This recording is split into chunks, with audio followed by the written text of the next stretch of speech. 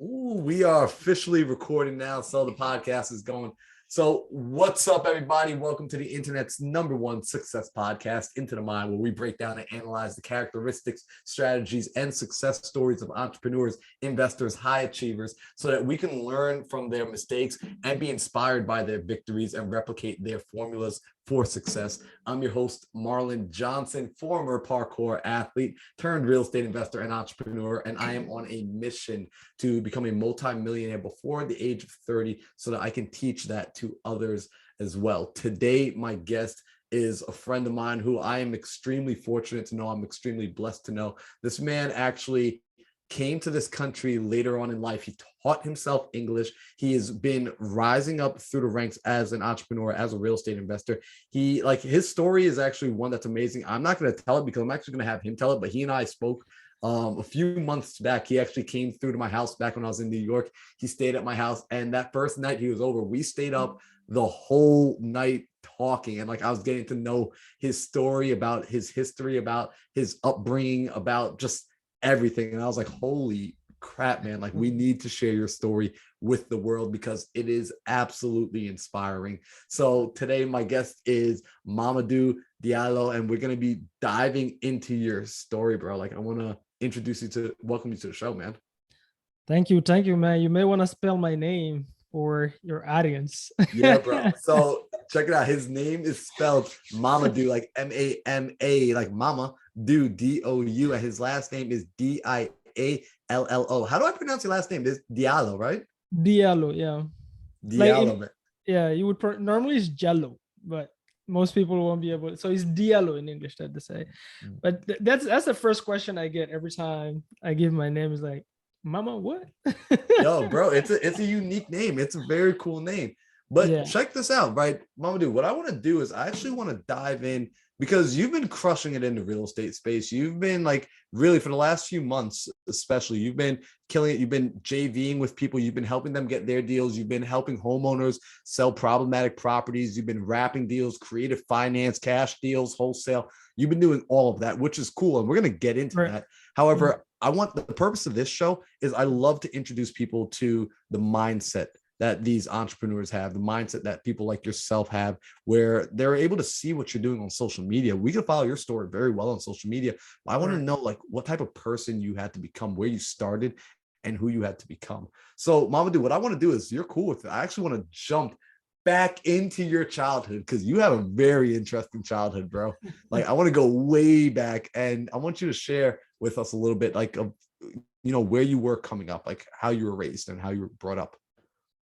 Let me start from the start. So I'm from a country called Guinea, so it's West Africa, and I left that country when my mom passed away when I was almost 8, or I was 8. Can't fully remember. I just have snapshots of it. But I left, I think, probably 1 year later. I left the family, and my dad sent me for a better education to another African country called Ivory Coast. I went to Ivory Coast for a while, and then in Ivory Coast, what happened is a political war, broke out back in 2002, it was 2002. And it was really bad. It was really bad. It was a civil war, people getting killed and all that fun stuff. So not fun stuff, all that crazy stuff. And so we left the country. I was probably 12, going 13. Went to Belgium as refugees, and there in Belgium I was sent to a refugee camp at 12. And a refugee camp, for most people here in the US, I noticed, don't know what a refugee camp really is. So it's not a foster care. It's really not a foster care. A refugee camp is basically, you come to the country, they take you to this big office, and they say, tell me your story. Tell them your story, they write it down. And I remember, because I didn't even know how to properly read and stuff. So what they'll do is, after they hear your story, why are you in the country? What do you want? Right? All that fun stuff. You explain it. Then they need to check and see if there is any space for you in any refugee camp because it's so packed, right? You have kids that are coming from Afghanistan, Rwanda, all those war zones, right? And so when I explained it, they checked and they gave me a map, dude, like to go take the train. Right. They gave me a map and a train ticket, go take the train and figure it out to go to the camp that they found this place for me.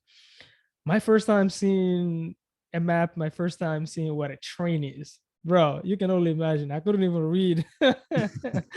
I got lost and everything. So I was sent. So a refugee camp is basically just where they take you and then you stay there till they decide to give you the citizenship, right? When you underage until the age of 18, either to give you the citizenship or if they decide not, then they can deport you back back home or whatever, right? But if you're from a war country and all that fun stuff, so they'll send you there and then they have is dude, it literally look like a jail cell. Wow. So you have like the gates, you know, those green Yep. gates, those type of gates. You get in, you're not really a name, you're basically a number on a badge. So they give you like a badge, you have a number. And then they just put you in a room with like a bunch of kids that is your age from all different countries of the world. You guys just grow up there. You can get out from 9 to like 6, 7 p.m. You can go do whatever you want. You raise yourself basically. You just have people working there to help you guys throughout the day, but nobody's really raising you. You're raising yourself. So you can do whatever you want as long as you show up in school. You're good, right? You show up in school, you show up on time for eating because the meals is like, if I remember, 3 times a day in the specific times. And so, dude, yeah, you go there and they're like, this is a new life, and you meet all these people, and that's it. That's where I spent most of my childhood till I was 16 and a half, then went and lived by myself. So let's look at this for a second, right? Because like that's a lot to unpack, man. Because you're right, like in the States, man, like refugee camps, like that's not something that's normally like a part of our childhood, right? Like, so to think like, wow, you're that young, you're pretty much like on your own. You know, they have like something of like a school system, more of like an attendance system to kind of bring you in. You sit there. They've got kids coming from all different parts of the world, speaking all different languages, all of them like just it's really hard to have any sort of structure, right? Like you can't really, it's a lot tougher to build there. Yeah. And you find yourself in there without any family inside this place either. Right. Yeah, alone. Yeah. I was alone, and that became my new family. So the first time that I went there, it was funny. So I was probably one of the only child that came from a French country. When I say French country, meaning an African country where like the national language, first national language is French. So I spoke a little bit of French, and everybody else is English. And then in Belgium, so they speak 3 different languages. You have Netherlands, you have Dutch, and you have French, right? It's 3 different languages. And so I went to that part that they sent me is a Netherlands area, right? So it's a different language. So you have the people that speak that, the people that speak English. So I was the only one that speak French, dude. And so I couldn't talk to nobody when I first came. I was that quiet kid crying. Why was I here? My family, like, because my family got dispersed after my mom passed away. She passed away. We were all really, really young. Even her, she passed away. She was really young, to be honest with you. And so we got split, right? We got split. My dad got a lot of kids. He has a big family. And so that's where I had to teach myself English. Bro, and this was insane. Like when I found out you taught yourself English, I was like, wait, what? And then when I found out how you taught yourself English, I couldn't communicate with anybody. Yep. Right. So I had to teach myself English. And so what I started doing, the first word that I actually learned in English is eat too much. Like, it's not a word, but it's like whole sentence. But it's this guy from Tibet. And like I eat a lot since I was a kid. And so he used to do this. You eat a lot. You. Yo, Mamadou, we lost your audio. I think your microphone. Can you hear me now? There we go. You're back. Okay. So he was like, you eat a lot, you eat a lot. I'm like, what is eat a lot? But I could see his gesture, right? And so I was like, oh, I think I understand. And then I told him told it to him. I tell it to him in French. Ah, tu manges beaucoup. And we started trading off like that a little bit. And then what I started doing is that's how I started falling in love with music. Actually, I decided, you know what? I want to understand what I'm listening to. So I started printing out Tupac's lyrics, 50 Cent's lyrics, and I started translating it. And what I used to do, like on my wall in my room, every single day I would translate 4 sentences, nothing more than four, because I knew that's something I could chew and like practice, right? And so that's what I would do, and that's how I started learning English. And now I started understanding the music that I'm listening to, and I would practice my tongue when I'm listening to the music. Like when I'm listening to Tupac, I'm repeating because I'm trying to understand the slang. And I like there was a lot of Nigerians when I was at the refugee camp, and I didn't want to have their accent. They have a really thick accent if you know any Nigerian. And so I didn't want to have that. So I was like, no, because I was like, no, I don't want to have that. And so I was practicing as I'm listening, I'm practicing my tongue. And so even the people from that I grew up with in the refugee camp until now, they're so surprised. How did I get my accent? Because they remember when I came. Yeah. You know what's interesting, right? Because I like what you said too, right? That you were, as you were teaching yourself this English, right? Because the first time you told me that you taught yourself English by actually printing out the lyrics of rap Yeah. songs and then learning it. What was surprising was you said you would learn it, just a few lines at a time, few lines at like a day, which that showed something there. Because like even later on, like as you stepped into real estate, you and I used to talk about this, like when we were working on sales training and our Yeah. sales skills and our ability to pitch terms and things of that nature, how you said like you would practice real estate the same way you would practice learning English. Yeah. And I was just like, Mamadou, you are a very intentional human being. Like you are a methodical human being that's capable of building piece by piece, brick by brick. And that's something that, a lot of people don't have the ability, or I shouldn't say don't have the ability, but they don't show the ability of being able to do that with a world nowadays that's a little bit more instant gratification. So you, and like I just want to make sure people get like the full story of you, man, because like it's a really interesting story. At like 12, you go into the refugee camp. At 16 and a half or so, you pull yourself out of it. And where did you go? Like how did you eventually get from like refugee camp to coming stateside? Like because that's a big transition, man. Yeah. So my family has been here for, when we got split, some of my family actually came to the US. So some of my older brothers been here for a while. So I started traveling here back and forth when I, like later in life, around like the age of 19, 20, travel back and forth. And the difference that I noticed here in the US and Europe is the difference in opportunities. Now, if you hear, you don't know, but I'm gonna tell you right now, I'm talking about as an entrepreneur. If you have the hustle, if you have the grind, this is the best country on earth to be. I don't care what nobody says. Yo, right? let's go. I agree. And so yeah, I would travel back and forth, and I noticed the difference. Even like my friends in Europe and some of the youth here, like the conversation is different. The goals, like the goals that people have over here, bro, you can sit down, look at money mindset coffee that we have. You have the affirmations that we say, right? Yes, sir. And then you have these big goals. Like for example, you right now, you have these goals of reaching, billions, right? 0.8 billion people. Right. So in Europe is not something that a lot of people, because of the how the social structure is and stuff, like people are so complacent. And over there is like if you're making, maybe 40, 50K a year, you like it's all in the appearance oftentimes. And so it's rare you're gonna hear a lot of people, at least from what I've seen, a lot of youth that have a lot of big dreams, and that's because it's so limited and everybody's so how would you call, like in Belgium, for example, like I said, they speak three different languages, right? So it's three different uh areas essentially. So if you want to get along with all of them, you have to speak both three different languages. So where I used to work, I would transition from customer to customer, I would switch languages, right? But is everybody like me? You know what I mean? Like is there's not. So I noticed the difference when I was coming here. I was like, there's something special about this country, which I didn't know what, but I knew like I would at the right time, I'm out and I'm coming here. And it's because, to be honest with you, I think maybe the way I grew up and my dad instilled a lot of stuff in us from a really, really young age. He like my dad is the reason why I was able at that age to go and learn English by myself the way I did, because he started teaching us, I don't know the exact age, but I think around like 4 or 5, how to read like very complicated books.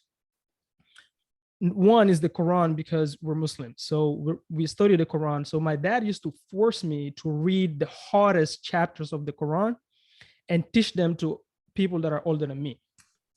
Right. And so when I went to Belgium, I was way mature than a kid that has, that is a 12-year-old, to be honest with you. So that's why I was able. So my dad is really, I have to give him a shout out of that. He planted those seeds. So for me, I think with that, and then growing up alone with all these different like people from different countries, I think it molded me, right? At first I was angry. Why am I growing up alone? It was a lot of anger in me. But then, now when I look back, I'm like, actually that journey is what built me. So now I use it as a strength. And I think my entrepreneurship just comes from one, my dad. I've never seen my dad work, by the way. He's always been in Africa, but actually my dad used to live off of cash flow. Funny enough. Like every time he made 10 cents, he would buy land or he would build something and just sit on it. Every time my dad wants something, he would literally just sell a piece of land. But I've never seen my dad work. All right. And so I think my entrepreneurship, so I always do that. I always try to do something. Even when I've never been satisfied with a 9 to 5. My brothers know I've never kept a job more than 2 years. Always trying to do something. And so that's what I say. Like most entrepreneurs, we start by being a jack of all trades until we find that one thing. And for me, I started few things that I tried outside of my 9 to 5 in Belgium, just didn't work out. I tried wrapping cars, getting into the wedding hall renting business, didn't work out. But dude, as I come to the US, the more I come, especially when I got around like 20, over my 20s, then I started like really, you know what I mean? And then I would talk to my brothers here and I was like, no, this is where I need to be. Like I knew this is where I need to be. I don't know in what, but I knew this is where I need to be just because of the entrepreneur side of things. And at my job, it's funny. If you call my job right now where I used to live, where I used to work, they will tell you Mamadou is always talking about going to the US and starting a business. So dude, yeah, I think that's where it comes from. I think it comes from the foundation that my dad gave us all. Like he did a great job at that. And then secondly, it comes from my journey that I've been through, bro. It's just, learning to raise myself, became a man. Nobody will tell me what to do, what not to, have to figure things out. I would talk to my dad all the time. I would talk to my brothers all the time. They'll give me advice. But ultimately, when that phone is off, I'm by myself. So I've learned to be, I guess, so I think that's where it comes from. I cannot wake up and work for some. I have to work on my own dream. It's just not.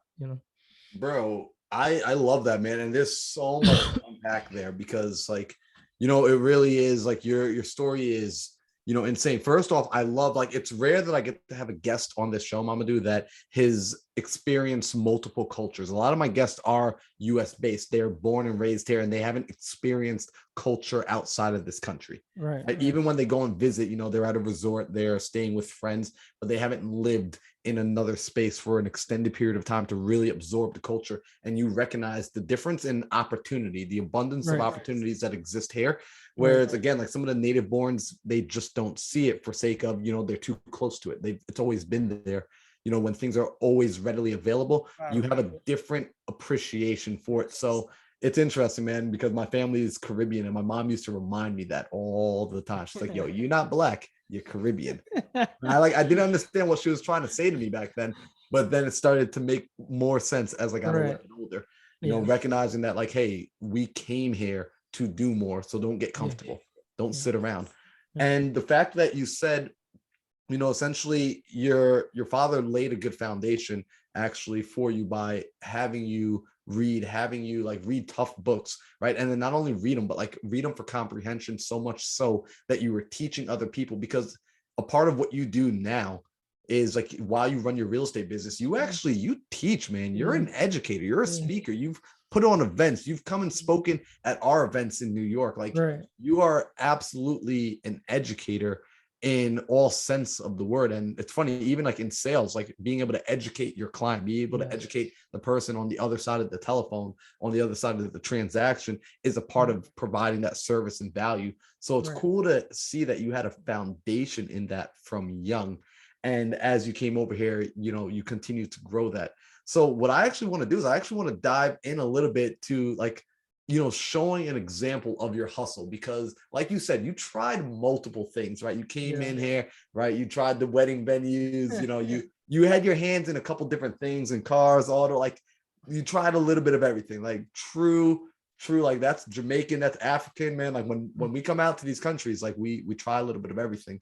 And nothing worked right away, right? But you didn't stop. And actually, correct me if I'm wrong, when you got into real estate, right, even in the beginning, that wasn't quite working right away as well. But you didn't stop. And even as I love like the story about like your first deal, and even like how you were like what you were doing for work and how you got your first few deals and what you still continued to do for work. So let's jump into real estate for a little bit, right? Like, tell me how you started, like, as you're trying all these things, what brought you over to real estate, right? And as you shifted over and made that like kind of leap into like this new boat, this new vehicle of real estate, I want to also hear, what was it like with the friend circle you had, like your family and your friends, as you were making that transition and trying this next entrepreneurial endeavor? Like, was it a whole hell of a lot of support? Like, yeah, Mamadou, like, yo, let's go try business number 7, or like, because there's some people out there that are like, yo, my parents don't support, my family doesn't support me. And like, I want to know, did you have all the support in the world? Like, what was it like moving into real estate? Yeah. I mean, dude, it was wild. It was wild. So it was random, right? Okay. I'll tell you this. I was at my 9 to 5 actually in Belgium. I had a government job, and over 2 years ago, because I was still working there, so I was just doing back and forth because you cannot work remotely for that job, right? And so I was at my 9 to 5, and here's what I was looking for, Marlon. I was looking for a wedding hall to, how can I get into it, buy it, and rent it out, right? So as I'm at my lunch break at work at the office, I go look online on Google or whatever, and just a random YouTube video pop up about wholesaling. Now, remember, I told you I've always, even after all these years that I learned English, I've always, one thing is, number one is, for some reason, the first time I heard English, like I fell in love with the language for some reason. I'm telling you. And so ever since, I always like read books, all my movies, everything I watch is in English. And so obviously, even though I'm there, I'm getting suggestions on videos of things usually happening here, right? And so I get this video from this guy from Baltimore, just a random quick video. He was on a radio show, very popular, I think, in New York. I forgot his name. It's by Charlemagne the God that is running that show. Oh, bro, you might have been talking about like flipping NJ. No, he's the black dude from Baltimore. The black dude from, oh, I think I know you're talking about. Yeah, I always draw a blank on his name, to be honest with you. But he was on that show and he was talking about, I just saw real estate. And I remember in Belgium, I did look into real estate. I couldn't find nobody, not in my circle, nobody other than those, what I didn't know back then, but they're actually listing agents that helped me find my first wrapping garage, right? And so one of my friends, she's a really, really very smart lady from, I think she's from Chad, I think, if I'm not mistaken. We were really good friends, entrepreneur type. She was actually people that are in Belgium but live outside of Belgium, that own assets, real estate in Belgium. She would actually manage it for them. And so she would rent it out and all that fun stuff. And I actually been to appointments with her to translate English for her. Oh, wow. Right? I didn't even know what she was doing. I just knew she's getting commission from doing that for people. But I was like, man, I'm interested in this field. And then she would explain to me, but now that I understand the game, is really the only thing what she was telling me, the only thing you can be here is a property manager. And I did not know that at the time. And so I was watching this video, dude, at my lunch break. And this guy kept talking about wholesaling. He kept talking about how he was in his mom's basement and he said, a piece of paper. He put it on the contract and he sold a piece of paper and made, I forgot how much, but it was a number I've never heard. I wouldn't even dream of it. I wouldn't even dream of it in Belgium, bro. Because at this point, I'm making probably two grand, 3 grand, no, 2 grand, like 2,500 a month, roughly, right? Plus the bonus. So in Europe, though, bro, I'm looking good. Like I can afford a Starbucks all day long. right? and so I'm like, what? No way. And so I get into this rabbit hole of listening again and again.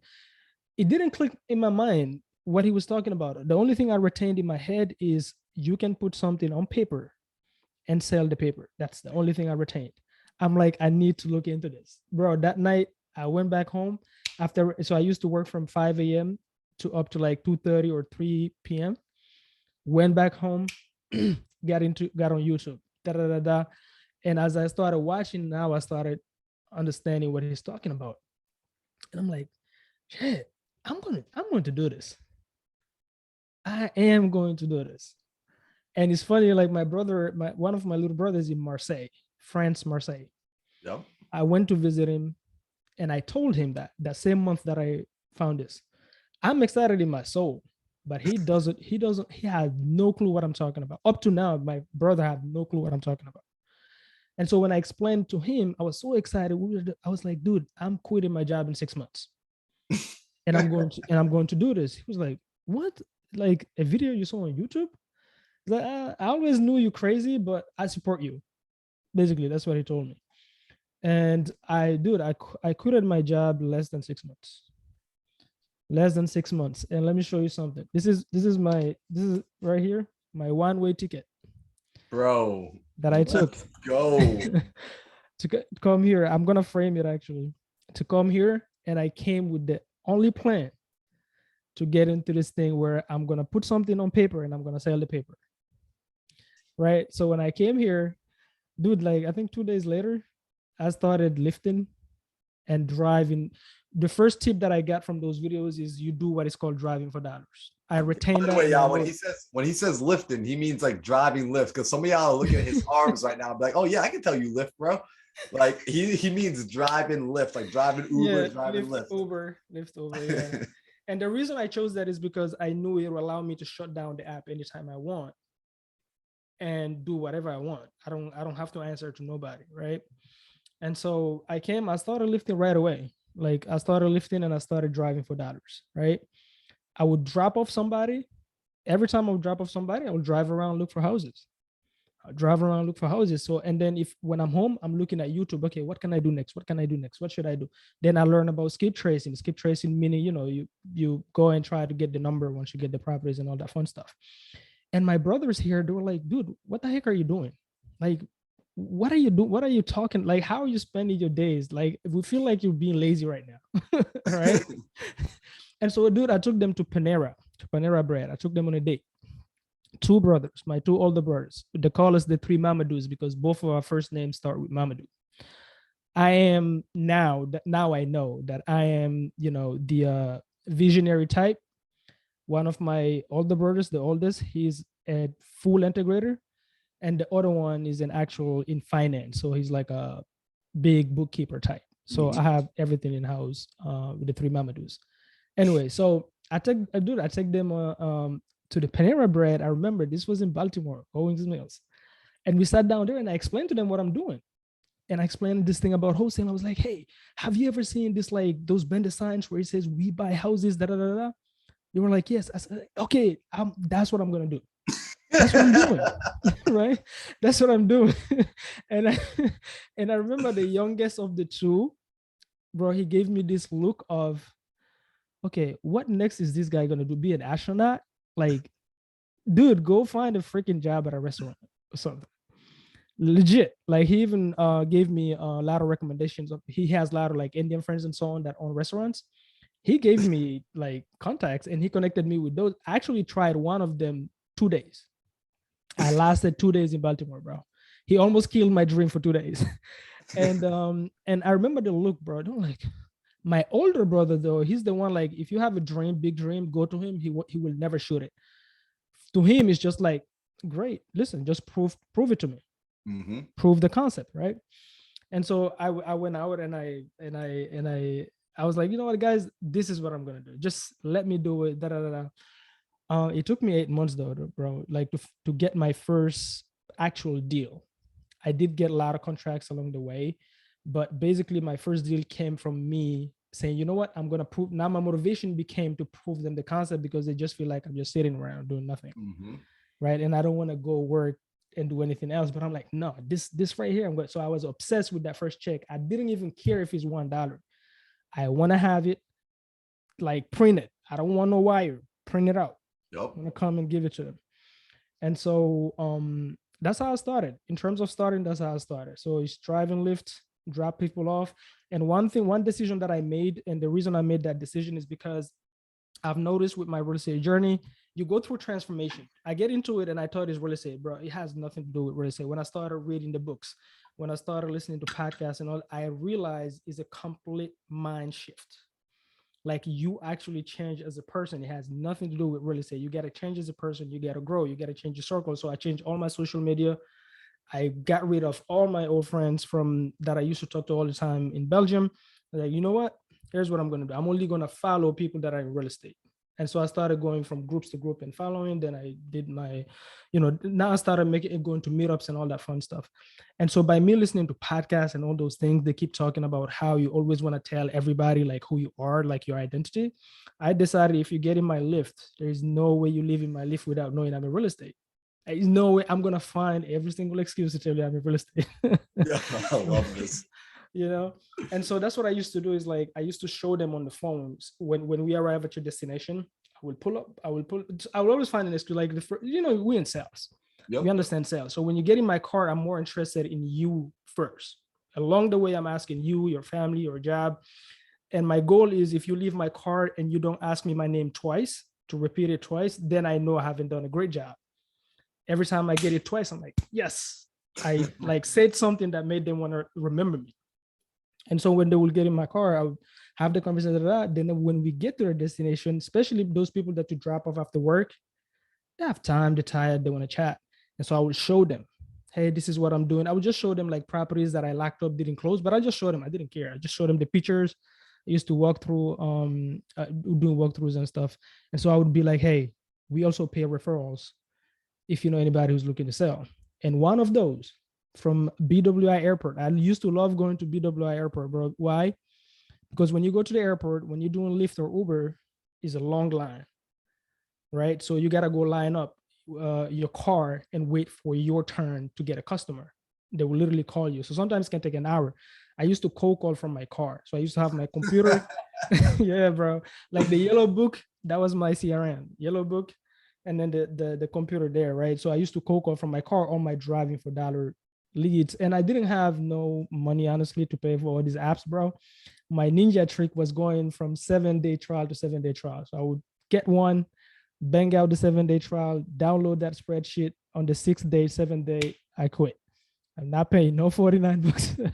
Cannot afford that right now, right? And so one time I pick up this guy, bro, from BWI Airport. This is like 8 months later. And I drop him off 15 minutes away. And I ask him the question that I ask everybody. Hey, we pay for referrals. Do you know anybody in the area looking to sell? And he says, there's a property right here on the corner, been vacant for probably 2 years. I don't know who owned it, but just go straight, take a right. On your left, you can see the property. Did just that, and it just so happened now that I know it was a pre-foreclosure. Basically, it was really tough to find that that seller, but that was my first actual deal. That was a deal. Like the numbers worked. That was my first deal. Didn't close for a year later, but that was my first actual, let's say, contract that closed. Let me put it that way.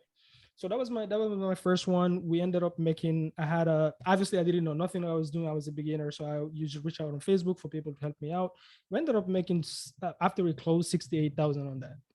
Bro, 68K spread on your first deal, on the first closed deal. Bro, come on now. And that, dude, and that's just from telling people what you do and who you are, right? From the freaking Lyft. Mamadou, you know what's crazy? Because there's still people that tell me like, yeah, but I don't want people to know that I don't want people to know I do real estate. I don't want to tell people on Facebook that I do real estate. Like my friends are going to think like I'm weird. Dude, people tell me all the time that they don't want people knowing what they do. I'm like, you're absolutely insane. And to hear that you are literally letting the strangers in your Lyft know what you do. And that just habit of letting them know who you are and what you do brought in a $68,000 spread. Like, how many people need to do one $68,000 deal? Even if you got to split it 2 ways, hell, even if you got to split it 3 ways, how many people would that change their life? Would that change their situation? Completely, bro. Completely. It's a complete missed opportunity. And that's where, like, you got to check your circle, because as an entrepreneur, you're more like on a mission, right? And so everybody on a mission, bro, like the prophets, bro, like, what is the first thing they do? They go out and preach in public places. They don't mind looking stupid. But if they don't do that, nobody will know who they are. Nobody will follow them. So it's the same thing with us. You're on a mission. If you truly, once you understand, because entrepreneurship, that's what I started understanding by reading the books. Like, you know what? Actually, I get to brainwash myself.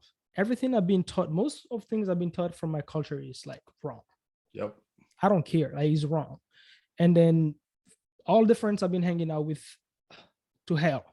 I wish I could go back to 18, but I can't. But perfect. Hell, so you start brainwashing yourself and putting in the information, and you start understanding, you know what, if you're on a mission, like, this real estate thing is not real estate, it's problem solving. Do you truly care about people? That's what is it about at the end of the day, right? That's what I love about it. It has nothing to do with real estate. Every time I got a property is because I truly helped somebody, right? That's what I love about it. So I started understanding that. I'm like, actually, you just need to know how to solve problems.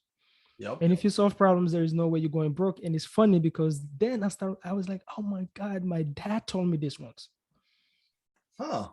Yeah. He's like, if you learn to solve problems, you will never go hungry. He told me this once.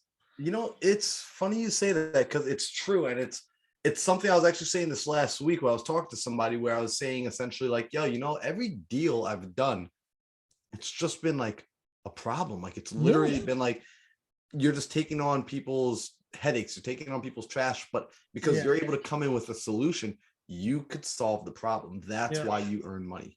They're not selling you the house, is the problem. It's like, you get in, you build credibility by showing them that you truly care. It's always who care the most. It's not really your sales skills. It's you just care the most. You just, even if, let me not say even if you're faking it, you shouldn't fake it, because for me, truly naturally as a person, I do really care. Now, you have people that can fake it through sales, but ultimately, if you get it, is because you were the one that provided the accurate solution, build more credibility, and cared based on what you said. You seem to care the most, and you get the contract. And you and I both know it's sometimes just the right timing, but basically, the whole journey is like, man, I'm changing as a person. That's what's happening here. This has nothing to do with real estate. It's like my mind will never be the same again, right? And so, bro, you know, you're spot on for saying that. And this is actually something that I was saying the other morning to like our group in the morning mindset calls, which is, you know, like, at some point you realize any endeavor you're on, it really is a game of personal development. right. Like, this whole thing, the whole journey, right? Real estate, entrepreneurship, it's really a journey of personal development, because as you begin to develop as a person, as you begin to develop your mind, as you begin to realize that everything that's coming at you is a test on how are you going to show up? Are you going to continue to do the right thing? Are you going to continue to put forth the effort? Are you going to be there consistently day after day? Right. And as you level up, so does everything else around you. Yeah. So, bro, like, for me, when I got that proof of concept, man, like, my brothers at some point, they started a little bit believing it, because I would show them the contracts. They're like, hold on, you? Like, people are signing their properties to you, right? You know how your family is.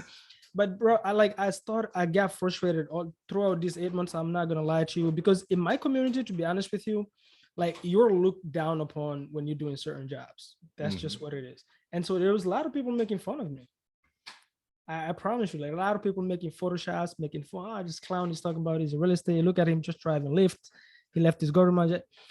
I had so many nights or just emergency pullovers where I literally cried. I'm like, I want to prove this freaking concept, right? So I would, every appointment, I'm going to appointments I should never be in. So at some point they started believing me, but when I really, that first check, is funny because my first check is not my actual first contract. My first check is a sub 2 deal, is $19,000. That was my first check that I received, like, physically.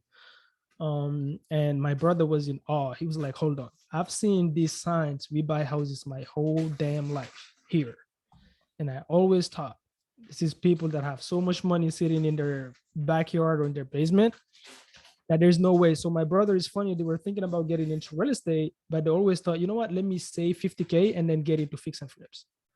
So they were working on that. When I came, I was like, because for me, the thing that I'm lucky on is out of all my like siblings and all, I'm the only dropout.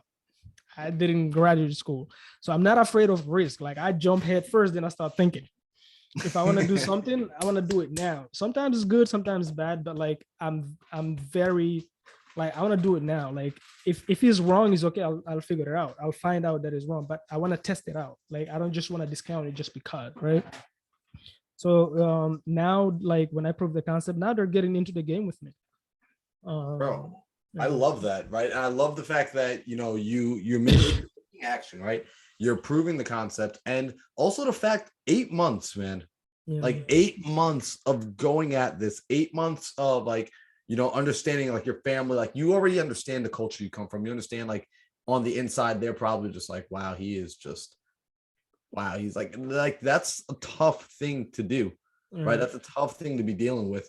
And I'm sure at some point you even start questioning yourself, like, man, is this gonna work? Should I be doing this? Should I be wasting my time? Yeah. Like I almost quit. I was like, why aren't they even supporting me and giving me like marketing money? And at some point, I checked myself in the car and I was like, you know what? Actually, nobody owe you shit. Excuse my language in your bro, nah, that is perfectly I was like, you know acceptable. what? We're talking Like about the real. they shouldn't believe you. Like, why would they believe you? Nobody asked you to quit your job. You made that decision. Nobody told you to get into real estate. You made that decision, right? Nobody told you to start doing Lyft and try to do real estate. So go ahead and prove the concept. Nobody should believe you until you prove the concept. Like it's nobody's problem. Figure it out. That's how I like shut down my because you're always trying to find somebody to blame. And I wanted to blame the marketing because bro, I couldn't freaking afford it. Like I have a daughter that just got born. And also I wasn't trying to take my money and spend it on no marketing, right? So I was like, why are my brothers like taking like 1K, 2K, give it to me? Just me by myself in the car. And I was like, just shut up, dude. Like, go ahead, prove the concept. Then somebody would believe in you. They shouldn't believe in you. Why would it, like you've been changing jobs every 2 years? You created that name for yourself as a jack of all trades in your family. So you deserve that name. So go prove it first. Let's go. Because like right there, dude, you're tapping on something so deep, right? Like you're striking a chord with a lot of people right now because you're taking extreme ownership, right? And like in order to get into this realm, into this game of entrepreneurship, like people have to understand you've got to take extreme ownership that in the beginning, you're going to jump off this cliff and you're going to see the point where your parachute should have opened and it still hasn't opened. And the ground is going to be coming up real quick. Yeah. Right. And like if you start panicking, if you stop focusing on what you need to be doing, like which is like, hey, you just need to focus on getting that parachute up. Right. And that's what you need to focus on. Don't focus on hitting the ground. Don't focus on what's going on next to you. Don't focus on the guy flying with the airplane or the other guy with the jetpack.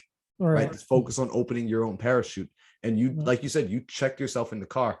And that takes a lot of strength. That takes a lot of inner strength. That takes a lot of fortitude to be able to say, you know what?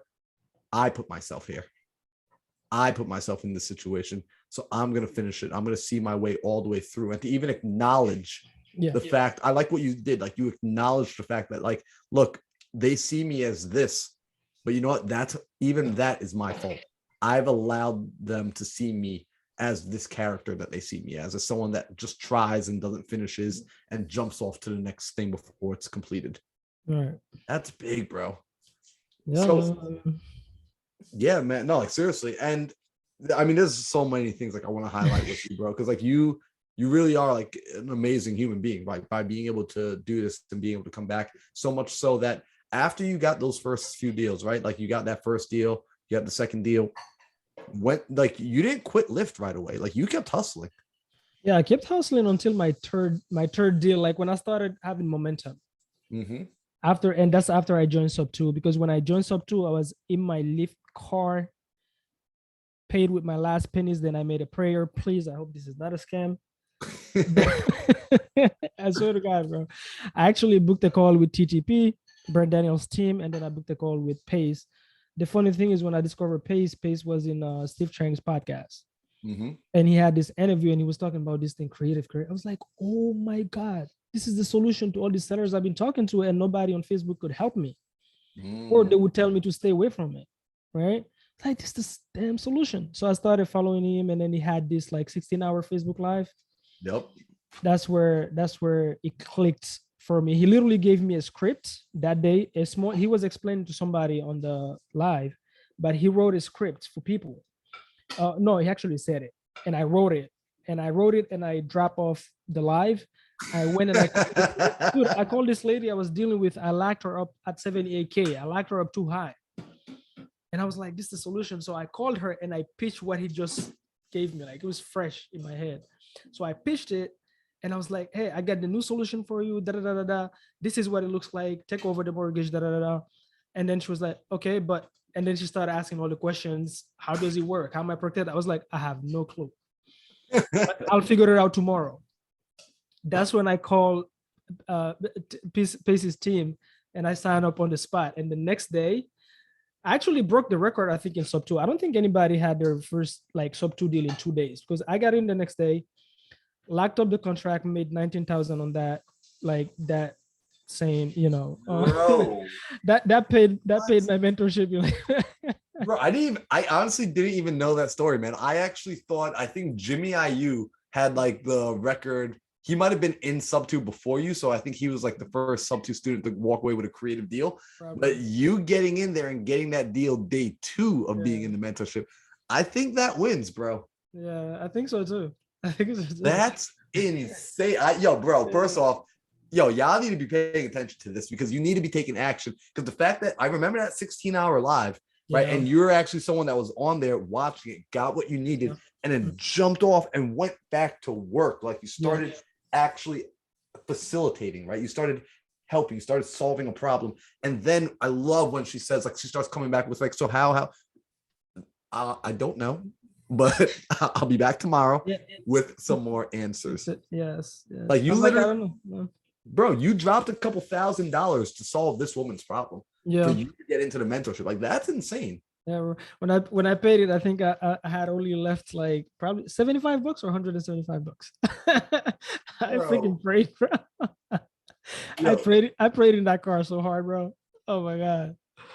Yo, let's go. And it's a testament to your point earlier of like being able to take that leap, right? To be able to jump in head first. Yeah. Right? A lot of times, like, we really want to think everything through. Look, if someone can show you the finish line, and someone can show you that there's a path from where you're standing, you don't need to understand everything in the middle before you start making those steps. Just start going. Yeah, I didn't tell it to my brother, bro. I kept it for a while. Until I closed and got that check.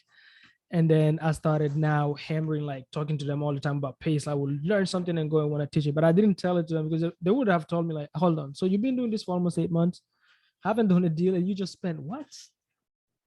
What, are you crazy? So you went from scam to scam? Like, so I didn't tell them. I was like, if it's a scam, I'm the only person who should know.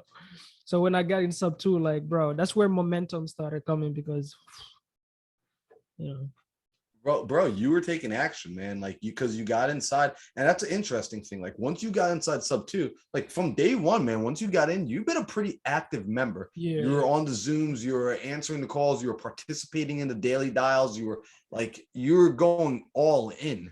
And that's something that really like stood out to me. And like, that's why you stood out as a person inside of sub 2, as coming in, learning these techniques. Actually, I remember you even told me the same way you learned English was the same way you would come back and like you would learn something inside of sub 2, learn a different method, learn how to pitch terms a certain way, and you would practice it. You would take that one, like, hey, learn a third-party story, practice it over and over and over and over until it was refined, until you could do it automatically. And I remember, man, watching you. You used to be in your car, pulled over on the side of the road all the time, taking your seller calls, right? Like, people would have to be at home, sitting down behind their computer for an hour, prepping with their notebook before they would make one damn call. No time for that. No time for that, bro. And like, like it's a testament to like the character that you built, right? The hustle that you have. So now from there, from like 8 months, no deal, to finally getting some deals, finally getting some momentum flowing under your belt. How has business evolved for you? So it evolves really great because from the beginning for me personally, especially I took a one-way ticket, no returns.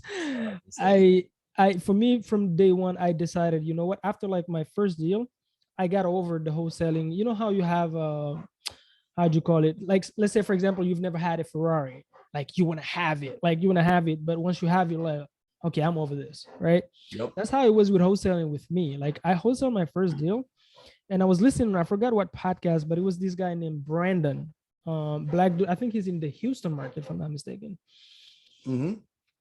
And he was talking about how, and I keep listening over and over, but even him, Max Maxwell, Nasser, all these guys I would listen to, the number one regret is that they never kept any buy and holds. And he was explaining why. And then he was explaining for him when he first wanted to get into real estate, he decided no, he's not going to be a wholesaler because he never want to be in a position where he have to chase that next wholesale check. And I've seen that throughout time, throughout the year, like the 2 years being networking a lot of people that I made along the way today, they're still struggling because they focus on just wholesaling. And so the deals go up and go down and they're always chasing that next thing. And for me, I didn't want another 9 to 5 basically. So I decided, you know what? I'm actually a buy and hold investor. I decided that in my car, like after listening to that, I was like, this is what I am. I want cash flow. And so I started trying to, find out, you know what, how can I keep these properties? After I wholesale three deals, I was like, I want to keep.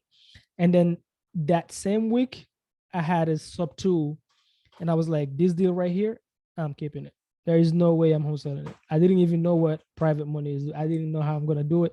So my first actual, not buy and hold, but my first cash flow property is a wrap. It's like, I got it, have a homestead buyer cover my entry fee, basically like my payment, my down payment to the seller, my closing costs and all that. And then I just finance it to them for higher than what I got it for. And I like even that, like I had to learn how to do that while I had the deal. Like, bro, that deal went through like, I don't know, 10 probably different closing schedules because everything that I could do wrong on the deal, I did wrong on that deal. I know that. I was like, I'm gonna keep this. Like, you know how many people called me, they wanted to buy. I'm like, no, I'm not hosting this one right here. I'm keeping it. I am gonna find a way. And since then, for me, I've been focused on buying holds. Bro, I've been focused on buying holds. I try to find every excuse to keep a property if possible and not wholesale it. And I've been flipping. I've been doing a lot of creative flips, subtails, innovations. I do that a lot. Obviously, I'm in the DMV market. I'm local in the DMV market, so I do flips like in PG County, DC, and all that fun stuff. So for me, it's buy and hold and fix and flips. But now, like right now, I'm really focused on Airbnbs because I just started that model back in November, December. Mm-hmm. I love it. I'm addicted now. So, bro, let's go, man. I mean, it's funny that you talk about like that transition to recognizing like wholesale is such a transactional hamster wheel. And then being able to actually hold the properties, being able to actually accumulate wealth, and how for you, right? And this, I think it goes for everybody. It's a mindset shift. It's another mental shift that until that mental shift occurs, you're going to keep chasing, right? So you made the mental shift. You started buying. By the way, where are you still buying? Like, can people, like, if they want to, can you buy deals from wholesalers? Are you doing that, or like? Absolutely, bro. Absolutely. So, mostly right now, I want to buy a lot of Airbnb. So I'm buying in Atlanta. I'm buying in certain areas in North Carolina. I'm buying in Florida, obviously. Texas, those type of areas. Because in the DMV, like in Maryland, in Virginia too. In Maryland, it's really tough to do Airbnb, bro. It's like a lot of shitty rules and regulations. So I'm shifting away from there. But yeah, absolutely. If the deal makes sense, mostly creative guys. I'm addicted to creative finance. Sub 2 deals, subject to or seller finance. But cash deals, if it makes sense, why not? The difference between me and other buyers is I can help you close your sellers too. So that's a big value add, because there are people out there that are like working on a lead. Like the seller wants way too much. They can feel the seller has pain, but they're just like, yo, cash can't cut it. And they have no idea what to do. Like, right. I'm telling you what to do. Pick up the phone and call Mamadou. Reach out. Mamadou, how can people reach out to you? Like if someone's like watching this right now and they're like, yo, dude, I got a deal that I need help with. It's in your market. Like, please help me. Like, I want to get paid off of this. I want to figure out how to solve this person's problem. How can they reach out? Well, I'm very responsive in my DM. So number one way is Instagram. So my Instagram is real estate Diallo. So real estate Diallo, like my last name, Diallo. D as in David, Iallo. Yo, reach out to him, like go and plug in with him on IG. Like you see, like I have Mamadou on my IG every now and then, like he'll come on live with me, like plug in with him, especially if you have a deal. So you're buying a lot of creative now. You're open to anything, seller finance, anything subject to, anything that has a weird problem. You could probably take care of it, or if you don't know how to solve it, you will figure out how to solve it along the way. I love that, man. So let me ask you this, right? Because I want to be respectful of your time.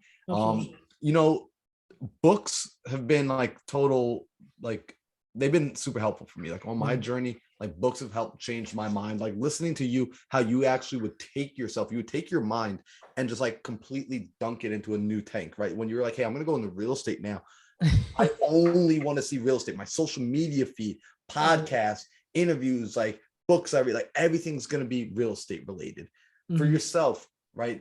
As you've been on this journey and as you've been changing your mind and like shifting and becoming an evolving version of yourself, have there been books that have helped you along the way? Like, and it could be across the genre. It doesn't have to be real estate related. It could just be any books, period. Like, can you name one, no more than two books that were total paradigm shifts for you that really allowed you to excel on this journey? Yeah, is honestly two classics. Actually, one of them is my first ever financial book I've ever read. Like, honestly, is Rich Dad Poor Dad. Such a good book. Somebody sent it to me, bro. Like somebody sent it to me. I was in my Lyft again. And here's why. Because I started telling the whole universe I'm in real estate. And so that person, to be honest with you, I have never met them. We just met through social media, but they were like, hey, you're always talking about this real estate. Here is the audio book. So they sent it to me through WhatsApp. And it was Rich Dad Poor Dad. So I listened to it. I'm like, I'm buying this book right now. And I bought the book. That was my first financial book ever. That's the book that got me started in books. So that book forever, like that's my favorite forever. It's completely like my mindset was like, oh my God. Okay. Like my culture, forget it. Forget it. I like my friends, forget it. And then after that is Think and Grow Rich. So right after I read that book, I discovered Think and Grow Rich. So Think and Grow Rich was huge. I think I read it like three, 4 times. Those two, like number one in my library. Bro, I love that. I gotta ask you a question now. This is like a personal question, like, because I'm just curiously, like, I want to know. Because, like, first off, those two books are like two of my favorite books. I actually like I revisit those books, at least once a year at minimum, at the very least, typically like a few times, maybe like once a quarter. What are you doing for yourself, like from a mindset standpoint, to like keep yourself sharp? Like, do you have like a routine? Do you have rituals? Do you like do certain things? So it's like both of those books, introduce different ways of, achieving goals. Like as you go out to set a new goal, like, do you have a ritual that you follow or like a step-by-step process that you found works for Mamadou? Honestly, I found I didn't do this before a lot. I learned it recently, but like meditating like 15 minutes in the morning. So I have this app is from Sadhguru. Most people should know him. I do use those. And then for me, I'm a Muslim, so I pray 5 times a day, right? So my morning prayer is important because it like keep me in check for certain things throughout the day. And I recently, and that's funny, that's what I'm telling you about the transformation when you get into this real estate space. I actually started embracing my faith more since I became an entrepreneur. The spiritual side of things, I started embracing it more. So I would say my morning routine is like, I talk to myself a lot in front of the mirror, like positive talk. Like I would tell myself, Mamadou, you're a badass. I love it. I would, while as I'm brushing my teeth and all that fun stuff. But few tips that I got from Think and Grow Rich, like I have it written down and memorized. So I'll practice those. So it's a lot of positive talk to me daily. I do that. Sometimes I sound like crazy, like my nieces would make fun of me.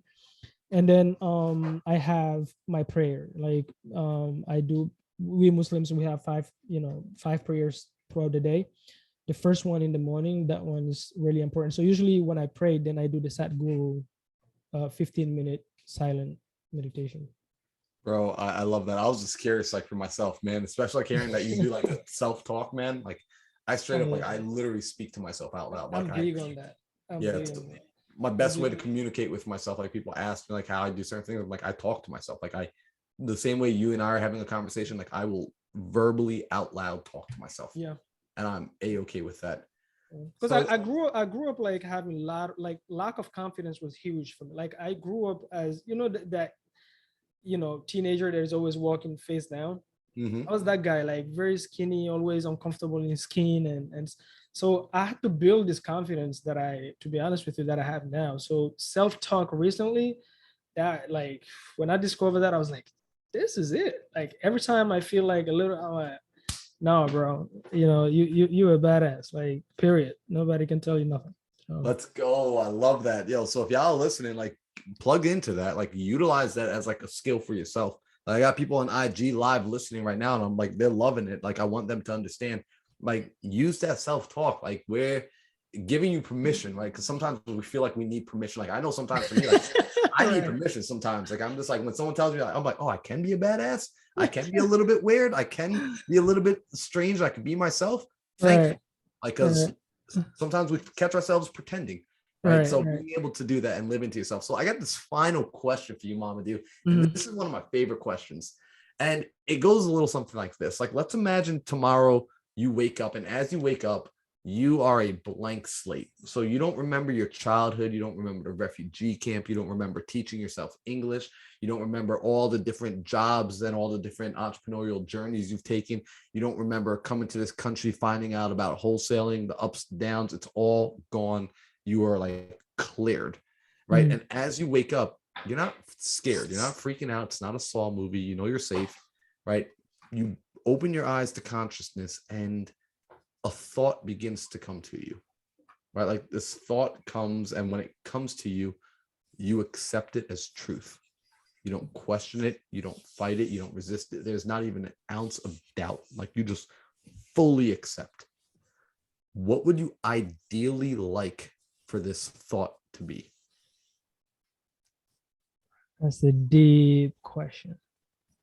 Wow. That is a deep question. Honestly, if I had to pick just one, I would like that idea to be, that I am not random. Like me being there, I am not random. It's, God's creation, and he created me for a specific purpose, and I'm unique. That's probably the thought that I would want to pop in my head right out the gate. That's big, bro. That is, wow. No one's giving me an answer like that yet, man. Yeah, that's the one I would want. That's really cool. I like that. Dang. Because just think about it. Like, think about birth, right? How many, is it chromosomes they call it?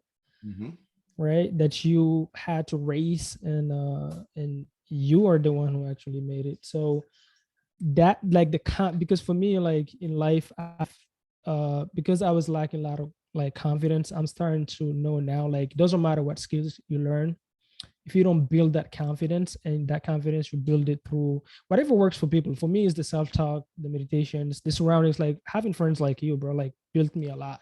When I joined Sub 2, all my friends from Sub 2, so all the conversation that I'm having daily, and so the confidence of knowing, you know what, I am freaking unique, right? And I do actually have a purpose, and it will be as selfish for me to not try to find out and step into that purpose, because it is a purpose that will change other people's lives. And so if I truly want to serve God, I have to serve God as creatures. And I do that through, going out. You can do it in a lot of different ways. You can go out, create jobs, right? You can become wealthy, create jobs. You can start teaching, right? My dad always taught me, and he actually come from the Islamic teaching, is like the best man is the one who learns and teaches. That's the Prophet Muhammad, the Prophet of Islam, says that. He says the best human being is the one who learns and teaches, right? And so in order to, like, you gotta have confidence, right? And you gotta be God conscious. What is God conscious is knowing, okay, you know what? He made me unique. He probably didn't make me randomly just for me to be here and eat, sleep, and have kids and die. What is, like, what is my footprint that I'm gonna leave here? So that thought would plant that seed, knowing, okay, you know what? I do have a roadmap to follow. I just need to make sure I always remind myself of that thought, and it will keep me on track. Mamadou, bro. Yo, on the real, dude, like, honestly, I've had some really cool answers for that question. Yours right now is absolutely my favorite answer. Like, I can say that with confidence. I can genuinely say that with confidence that you just gave me like my favorite answer right there. That's real, bro. That's real.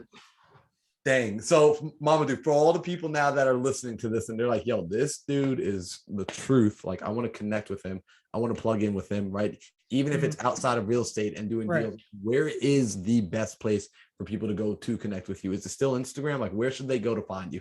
Still Instagram. I have my YouTube channel, but obviously, as you know, YouTube is, I do want more subscribers. So please go on my YouTube channel. I'm dropping content. But bro, Instagram all day long. The reason I say Instagram, number one, I'm responsive. Number two, now I'm very selective. The people that I give my number, I used to just give it out. And I started getting drained by people just calling you for hypothetical scenarios or personal issues, or like, I'm so over it. I'm at the point where I literally want to change my number, but now I'm just learning to ignore the calls and stuff. Yep. So my IG is through there that I vet people. If you get in my DMs, depending how that first text you sent me, are you coming with value or are you coming just to take? And I can tell with few texts. And if you're somebody coming with value, I can learn something from you, you can learn something from me, or whatever, then I give you my number. But if not, we'll just stay in that Instagram space. Yo, that's important. Everyone realized that, like, please, when you reach out to somebody, right, like, bring value. Think about how you can serve them, right? Don't just reach out and take, because it will be a one-way street and it will be a one-time text, like, going from you. Like, it won't get responded to. Big time. Yo, I love that. So people should reach out, connect with you on IG. And yo, if y'all are watching this on YouTube or if you're listening to this on Spotify or iTunes, go down to the description. I'm going to have all of Mamadou's links. I'm going to have his Instagram. I'm going to have his YouTube page. That way you can just click one button and plug in with him. And I highly recommend you plug in with him. His content is valuable. He's actually sharing the behind the scenes of his business. He's sharing as he's training his team. He's sharing as he's doing new deals. You're actually seeing the journey in real time. So your page is one of my favorite pages to follow. So I definitely recommend people plug in and connect with you. Thank you, bro. That's my YouTube channel. I just dropped it for you, Marlon, in the chat. You can add in the description. Just create it. Bro, I gotta see a YouTube channel, bro. Did you create one yet? Bro, I have a YouTube channel, man. See, like, this is showing me I'm doing a bad job at marketing. Yeah, I did not do that. I gotta let the whole world know that I got a YouTube channel. So y'all, if you haven't seen it, by the way, all these episodes, whenever we record them, they're all posted on YouTube. So it's not just the Spotify, it's not just iTunes, it's not just an IG Live. You go on YouTube, go to the link tree. I'll put it there for people as well. Let's go. But Mamadou, I want to say, bro, I appreciate you for coming on the show. Thank you, bro. Thank you. I'm honored, man. This episode has been a long time in the making. You are somebody that truly brings value. You're somebody that's consistently growing. I'm excited to see where you're at in a year from now. And I'm excited for the fact that you're getting married, bro. Oh, let's go. I already know. I know Pace just announced that on the Sunday service. They put in a ring on it, man. Pace, man. But brother, I appreciate you immensely. You know, I'm looking forward to having you back on the show. We're gonna definitely absolutely, bro. Absolutely. And I wish you nothing but blessings. Thank you. So do you, brother. Thank you so much for the invite. I was honored, bro. My pleasure talking to you all the time, bro.